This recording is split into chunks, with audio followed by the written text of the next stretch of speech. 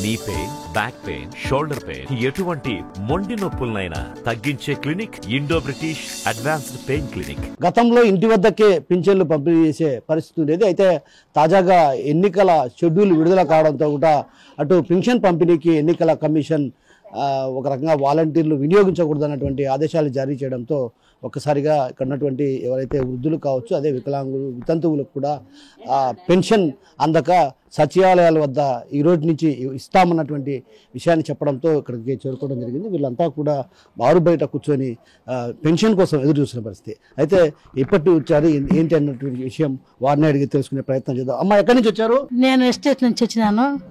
మాకు పింఛన్ కోసం ఇంటింటికి తెల్లారి వస్తానండి. ఇప్పుడు రాక మేము ఇక్కడ ఏడు చేస్తాను సార్. ఏమో ఇక్కడికి రమ్మని చెప్పినాం సార్. సీరంగా రండి ఇస్తామన్నారు. వచ్చినాము. మేము వచ్చి 8 గంటలకు వచ్చినాము సార్. ఇంకా 2 గంటలు టైం పెట్టినారు. బ్యాంక్ గడిపి తేవాలా, వచ్చాము ఇస్తాము కూర్చోండి అని చెప్పినారు. తేలేదంట. నిన్న బ్యాంక్ సెలవంట, ఈరోజు తెస్తాము అన్నారు. శంకరాపురం నుంచి వచ్చినాము. మేము చాలా గంట పైన అవుతుంది వచ్చి. పింఛన్లు మాకు ఉదయమే ఇస్తామన్నారు ప్రతి నెల. ఈ నెల మటుకు మాకు లేట్ చేస్తున్నాం. ఇక్కడ రమ్మని సచివాలయానికి రండి అన్నారు. ఇంతవరకు రాలేదు. నిన్న సాయంత్రం చెప్పినారు. ఏమో నిన్న సాయంత్రం 10 గంటలకల్లా సచివాలయానికి వచ్చేసేయండి అని చెప్పినారు. ఇంకా మేము వచ్చినాము. ఇంతవరకు మటుకు ఇంకా డబ్బులు రాలేదు, కూర్చోండి అంటున్నాం. పింఛన్ కోసం ఈరోజు ఇచ్చామన్నారని వచ్చిన. ఇప్పుడు ఇంకా అక్కడ టైం పడుతుంది అన్నారు. నేను 9కి వచ్చిన. మేము Jagan colony sir. Jagan colony నుంచి పింఛన్కి వచ్చినాం సార్. మేము వచ్చి ఇంకా 1 గంట అయింది సార్. జ్యోతి కెమికల్ కాడి నుంచి వచ్చినాం సార్. సార్ ఆడ నుంచి వచ్చినాం సార్. జగన్ స్థలాలు ఇచ్చింది అక్కడ సార్ మాకు. ఆడించి ఇస్తామన్నారు సార్ 1 గంట కల్లా ఆయన వచ్చేసినాం. మాకు పొద్దున్న చెప్పినారు సార్.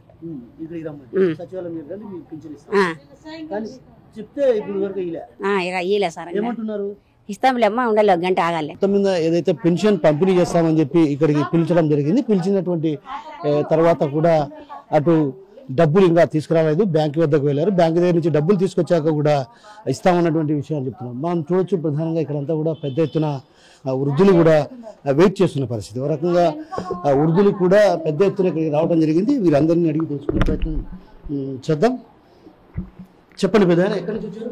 మేము ఈ నిరాజన కాలనీ పింఛన్కి వచ్చినాము. పింఛన్కి వచ్చినాము. ఇస్తామంటున్నారు. 11కో 12కి ఇస్తామంటున్నారు. డబ్బులు పడలేదు అంటే అందుకోసం రాలేదండి. ఇప్పుడు పోయింది, మేడం పోయింది. ఒక గంటకి ఎత్తుకొస్తాను. గంటకు వచ్చామని పోయింది, మేడం పోయింది. అందుకని కూర్చోన్నాము.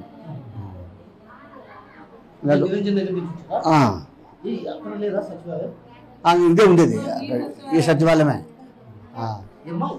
ఈ సచివాలయమే మాకు నిరంజన్ నగర్ కాలనీ మాది. ఇలా డబ్బులు ఇస్తామనంటే వచ్చినాము. నిన్న చెప్పి పొద్దునే 8-9కి రమ్మన్నారు. మేము 8-9 ఇంకా డబ్బులు పడలేదంట సార్. వచ్చినాయంట. మేడం పోయింది, ఎత్తరాని పోయింది. ఎత్తుకొని వచ్చా ఇచ్చాననేది. బ్యాంకు వద్దకు సిబ్బంది వెళ్ళారు.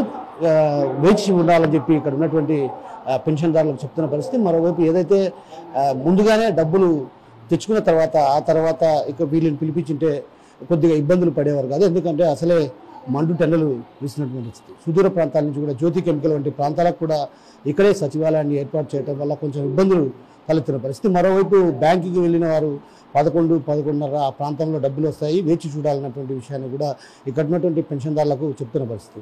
మొత్తం మీద చూసుకుంటే మాత్రం డబ్బులు తెచ్చిన తర్వాత వీరిని పిలిపించింటే బాగుండన్నటువంటి భావన ఇక్కడ పలువురు పెన్షన్దారుల్లో వ్యక్తమవుతున్న పరిస్థితి కనిపిస్తుంది.